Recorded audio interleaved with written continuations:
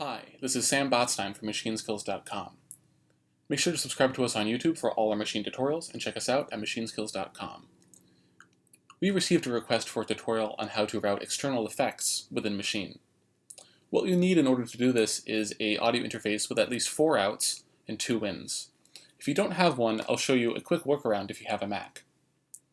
There are ways to do it on Windows, but I'll leave it to you to decide what works best for you. 2 of the outputs are for you to monitor or record what you're hearing, and 2 of them are for the effects to send. The 2 inputs are for the effects return. If you have an audio interface with only 2 ins and 2 outs, there is a workaround if you use a Mac that is really easy to use. I'll show you how to do it very quickly. Basically, if you hop into Audio MIDI Setup, which you can find in your Utilities folder, in your Applications folder, you can open up the audio window. There's 2 windows. There's a MIDI window and an audio window. The audio window is Command 1. You should see at the bottom here this little plus sign. If you click it, it'll give you the option to create an aggregate audio device. Once you do that, you'll see these little check boxes, and you can check your built-in output, which will give you 2 outs, and your audio interface, which if you only had 2 and 2, this would give you a 2 and 4. In this case, I already did this ahead of time, but I set up my built-in output and my Duet USB to work together to give me 2 ins and 6 outs. I use this, as you can see I labeled it Duet and SW, that's for Silent Way. I use it with Expert Sleeper's Silent Way, but the same thing can be very useful within Maschine. So once you've done that, go back into Maschine and go into your audio MIDI settings. You may have to restart the Maschine software and choose that audio device. Then you're going to have to hop into routing and route this appropriately.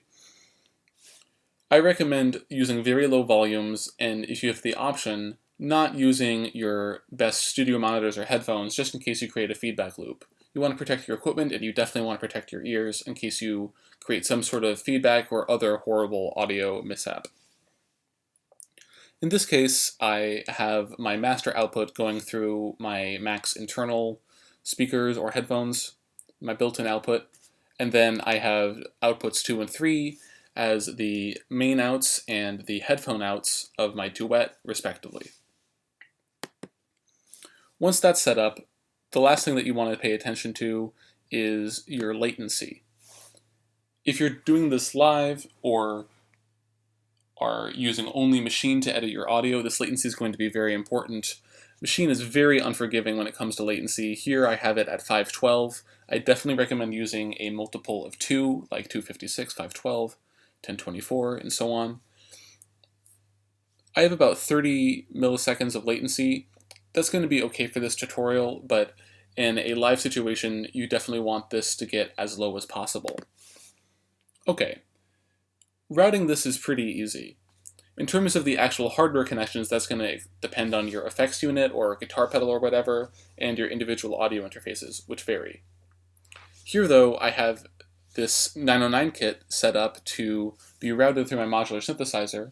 I'm using the Make Noise Echophon by SoundHack, and the Schwayman Spatial Phaser, the SPH2, the latter of which has a mono input but stereo outputs. I'm using the left audio from this 909 kit through the Echophon, through the Spatial Phaser, which is being modulated by a Schwayman Random Generator RG6 and the Make Noise wired Wogglebug.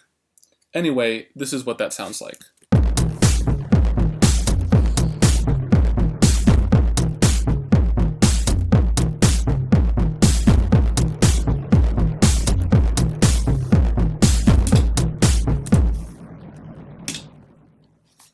So that's completely crazy. Of course, whatever your effect is going to have a big effect on whatever your return sound is going to sound like.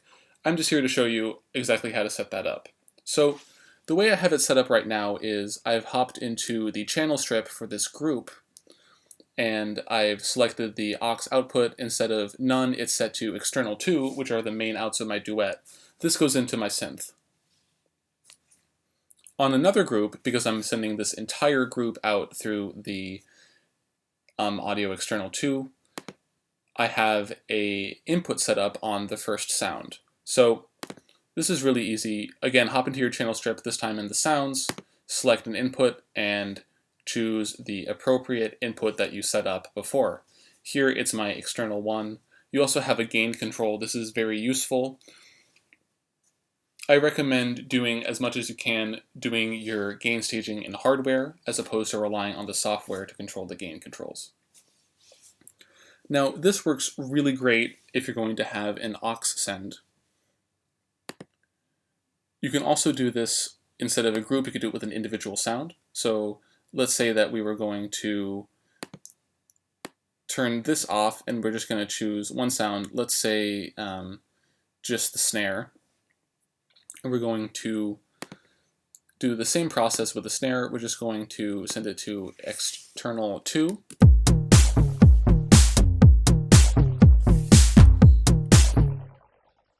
So you can hear pretty clearly that we're hearing just this being sent. Now you can actually individually set up each of these and control their level of their sends. This can be really useful. So let's say we want the rim shot to also be sent to our aux send, and let's just bring down the level quite a bit so we hear mostly the snare, but we're also hear some of the rim shot.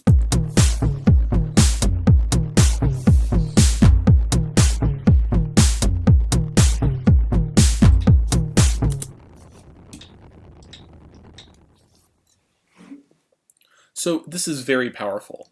However, we may want to do an insert effect as opposed to an aux send effect. One way to do this is to hop into the audio page as opposed to the aux page and change the destination to be that external output. Let's do that for these two sounds. This way we're not going to hear any of the dry sound necessarily. We're only going to hear what is output through our effects.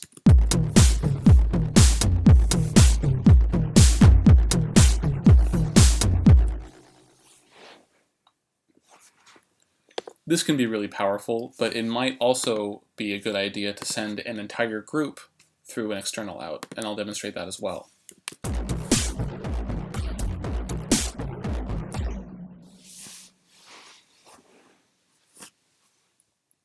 Now, I want to hop into the mixer mode. You can do this by pressing Tab, just to show exactly what's going on here. This is a little bit clearer, especially if you've ever used a hardware mixer. Basically what's going on here is if you open up your I/O and your aux sends, you can configure this much more quickly and easily from the mixer view. Now, by default, we're seeing our groups broken out into individual sounds. This is very useful and powerful, and of course, you get 16 at a time, which is great for Machine's 8 encoders to control. If you hop into your master section by double-clicking that, you can get just the groups, which is more representative of what we have going on right here. So you can see that on group B1 we have that sound that we have our input on, and that's going straight to master. Here we have this 909 kit going all the way to our external out. We could also send it to an aux out more easily just through the mixer view. Once again, Maschine gives you a really nice option to have pre- or post-fader effects at any of these routings. We'll talk a little bit more about this in a future tutorial, but it's really, really nice to have this option. Finally, one thing to consider when using external effects in Maschine is exactly how those are going to be controlled. Now, in many cases, you'll have MIDI control over an effect, and that can be very powerful. Sometimes you can have a dedicated VST to control exactly what's going on. For example, I like to use Silent Way to control my modular synthesizer.